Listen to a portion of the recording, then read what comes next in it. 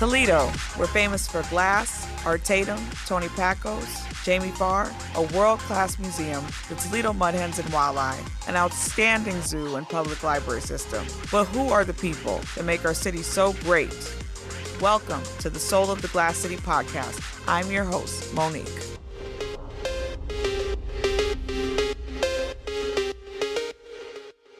I know I get excited about every guest that I have on my show, but this is like way more exciting because I have been working with this woman so long. We've been friends for so long, and now I get to put her on the mic. And I know she doesn't like to be in the forefront. Everybody, please meet Autumn Gineen. Hello, world. I know that this is like pulling teeth right now. So can you please tell everybody where you're from, my dear? I am originally from Detroit, Michigan. Moved here to Toledo like 13 years ago. And what have you been doing for the last 13 years? Self-discovery through creative processes of sewing and jewelry designing, crafting, cooking, and such. Okay. And I mostly know you for all of those things, but I have been around you in the fashion capacity because you can basically make anything. Mm-hmm, mm-hmm. You told me before that you learned how to sew with your mom from a very young age. Can you walk us through how that childhood experience shaped your path to becoming a couture fashion designer? My mom kind of saw how I was when I was like 8 or 9 years old, cutting up the Barbies' clothes and hair and stuff. And by the time I was 10, she introduced me to CNN's fashion shows every Saturday at 10 o'clock. And I would watch that every single day. She put me in sewing classes, and I kind of got bored with it because they were just plain and not creative enough for me. By the time I got to high school, I wanted to be like everybody else because, you get bullied for being different, growing up. And she told me to just be myself. Don't look like everybody else. And one day I said, okay. And I got enough courage to just start creating my own clothes throughout my entire high school career. Didn't care who talked about me or what. And it goes back and forth between trying to fit in with society and being different. And that's the hard part about being fashionable, and overly creative. You're just not a boring person. And none of my clothes, and she's seen it, are ever really that boring. I can tell you just from sitting across from her, she has a big rainbow denim belt, sleeves with colorful things on it. You'll see it when we post our pictures. This is really awesome. Are you second generation or third generation in fashion and seamstressing and all that? Actually, I'm first. Oh. My mom and them did sew, but not to the capacity of what I do it in. Okay. Your work often highlights individuality and even what clients might call flaws. How do you translate that philosophy into your design process? Everybody is unique, and this is what helps me create different pieces because I didn't want to create folk pieces where everyone looks the same. So even if I made like a tiny mistake, they might like it and I might not like it, but it turns into like a very creative piece for that person because that person just told me how to dress them and showcase their own personal creativity and their own character within themselves. So you can do like brand new designs, but you also have, I've seen you take like thrifted stuff and make stuff as well. Oh yeah, that's my favorite. Like, I'm wearing a repurposed piece. Oh, nice. Okay, I could not tell. I thought it was something brand new.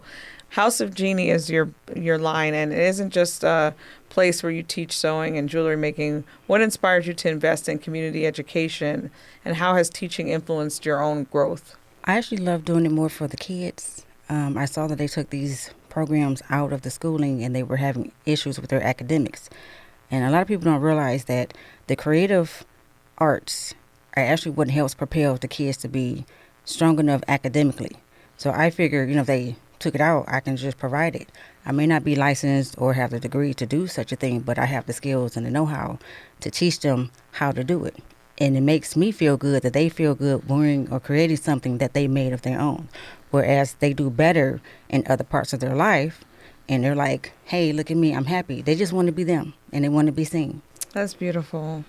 You did a show for me called 40 Fine and 50 Fine a couple years ago where you presented couture pieces on models 40 and up. Why was it important for you to design for that age demographic? And what does that mean to you to have them in your clothes?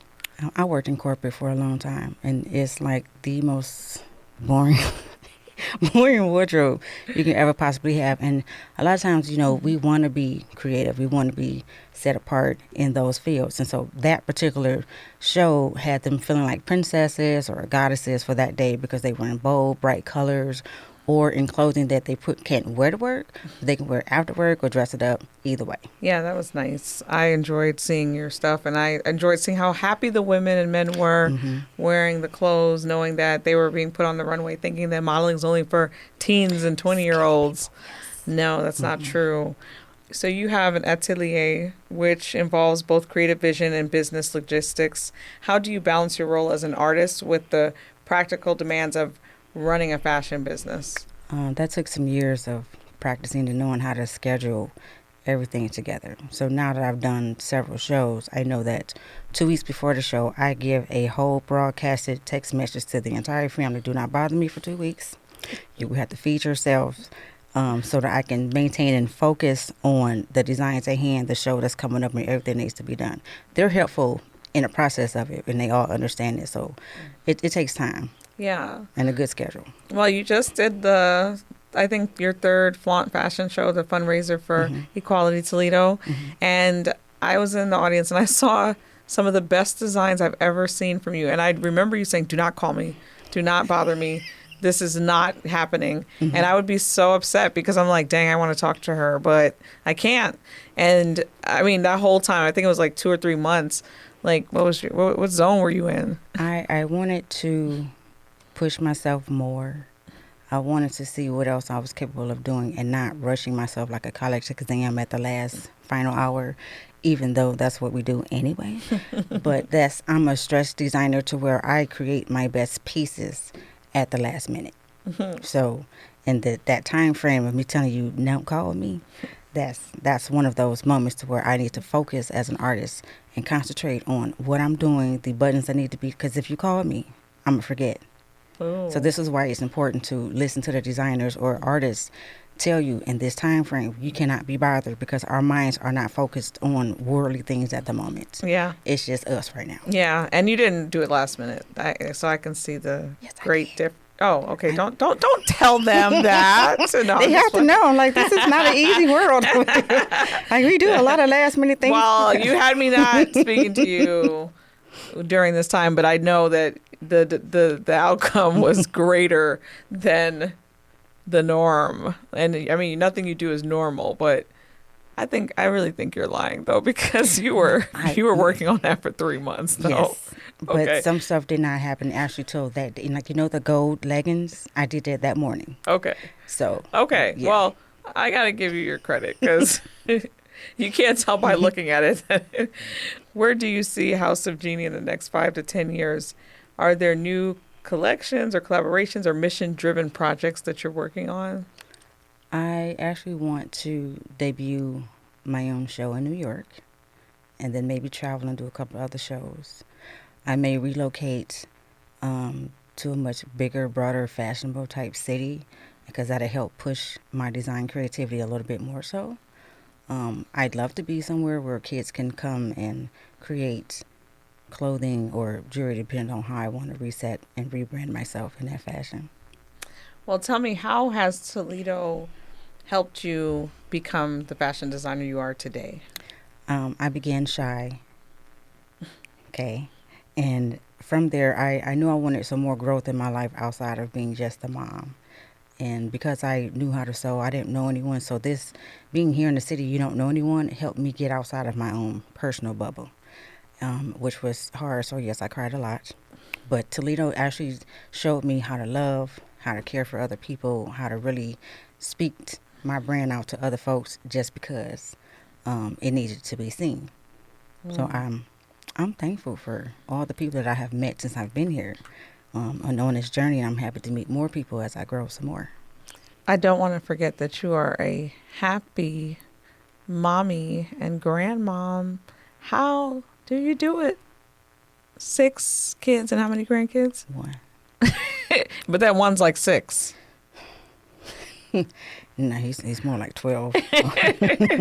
Well, he's only 2, but it's easier because they're older. You know, so because they're older, I actually get to start living the life I had wanted to live, and they get to be a part of that.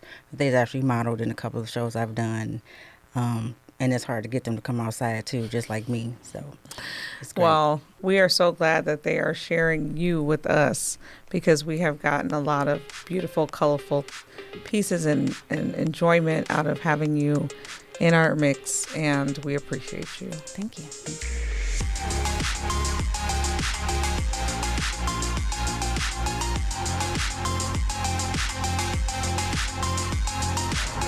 Thank you, everyone, for listening. I'm your host and producer, Monique. My executive producer is Chris Pfeiffer. Join me next time for another exciting episode of Soul of the Glass City podcast.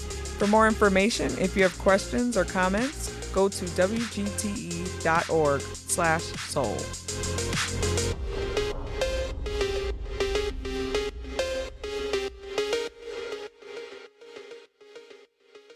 WGTE. Voices around us.